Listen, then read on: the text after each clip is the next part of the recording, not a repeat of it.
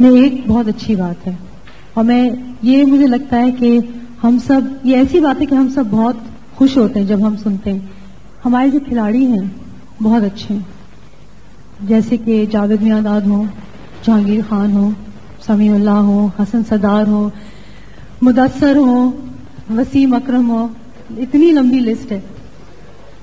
کوئی اور کسی اور کا نام یاد آ رہا ہے؟ ہاں، ویسے میں عمران خان کو بھولی نہیں.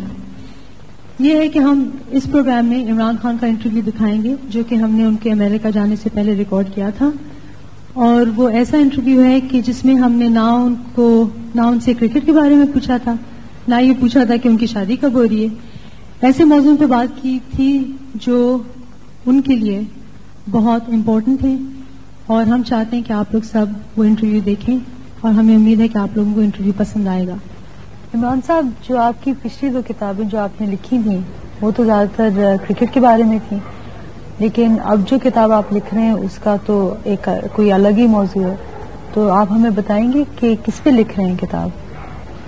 یہ کتاب انڈس کے اوپر ہے، اور اس کو لکھنے کا میں نے اس لیے سوچا کیونکہ میں نے ایک چیز ریئلائز کی کہ پاکستان کے باہر اور پاکستان میں بھی لوگوں کو اس چیز کا آئیڈیا ہی نہیں کہ پاکستان کی کتنی عظیم ہسٹری ہے، اور پاکستان میں کتنی خوبصورت جگہیں ہیں، اور کلچر کتنا فرق ہے لوگوں میں.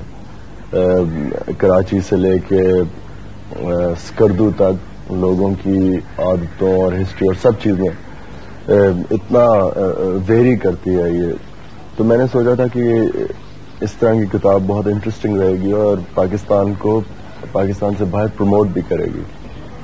اچھا، اس سے پہلے کہ ہم کچھ اور باتیں کریں، میں چاہ رہی ہوں کہ آپ کو ہم مبارکباد پیش کریں اپنی طرف سے بھی اور ہمارے ناظرین کی طرف سے بھی، کیونکہ آپ پہلے پاکستانی ہیں جن کو یونیسیف نے اسپیشل ایمبیسڈر اپوائنٹ کیا ہے، اور سب سے بڑی بات یہ ہے کہ آپ پہلے ایشین ہیں جن کو ڈیولپنگ نیشن سے یہ اعزاز ملا ہے. تو آپ یہ ہمیں بتائیے کہ یونیسیف کا ظاہر ہے ہم سب نے نام سنا ہے، لیکن آپ خاص طور پہ کیا کام کریں گے یونیسیف کے ساتھ؟ یونیسیف کا جس طرح آپ کو پتا ہے کہ جو کام ہے وہ بچوں سے ریلیٹ کرتا ہے، ان کے ہیلتھ اور بچوں کے کیئر کے لیے.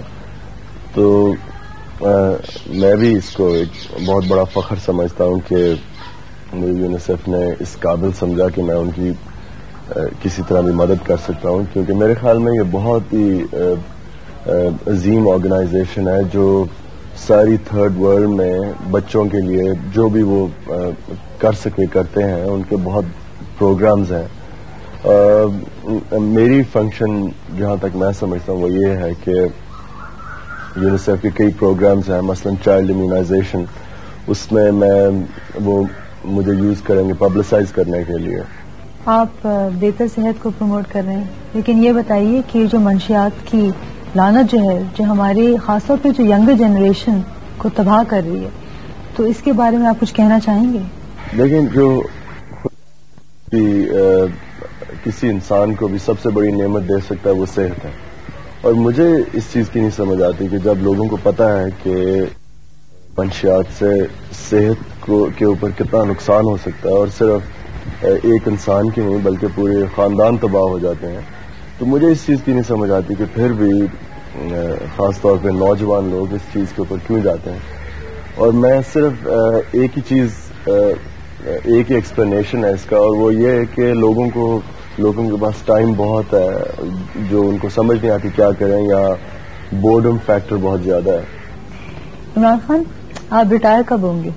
اگر میرے خیال میں کہ میں وہ اسٹینڈرڈ مینٹین کر سکتا ہوں جو میں نے اپنے لیے رکھی ہوئی ہیں، تو تب میں کھیل لوں گا. اور اگر میرا خیال کہ میں نہیں رکھ سکتا تو میں پھر ریٹائر تو نہیں ہوں گا لیکن اویلیبل نہیں ہوں گا.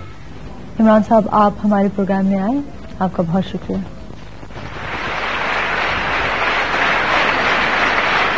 اچھا لگا نا؟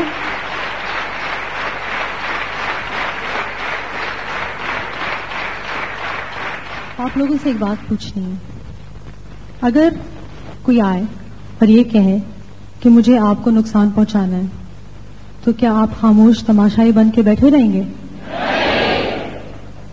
اور اگر آپ کو یہ کوئی کہے کہ جو آپ کے عزیز ہیں، دوست یا گھر والے، وہ ان کا قتل کرنا چاہتے ہیں، ان کی جان لینا چاہتے ہیں، تو آپ چپ کر بیٹھے رہیں گے؟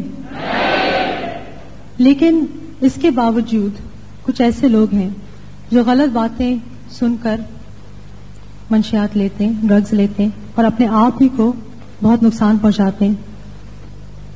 اور اس سے بھی بدتر کچھ ایسے بے ضمیر لوگ ہیں جو چند سکھوں کی خاطر اس زہر کو بیچتے ہیں اور ہماری زندگیاں برباد کرنے کی کوشش کرتے ہیں.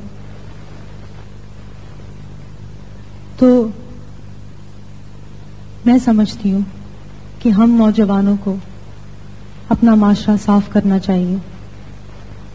یہ جو لعنت ہے اس کو نکال کے پھینکنا چاہیے. ہمیں شیر بننا پڑے گا. نہ ہم منشیات کے شکار بنیں گے، نہ کسی اور کو بننے دیں گے. ٹھیک کہا؟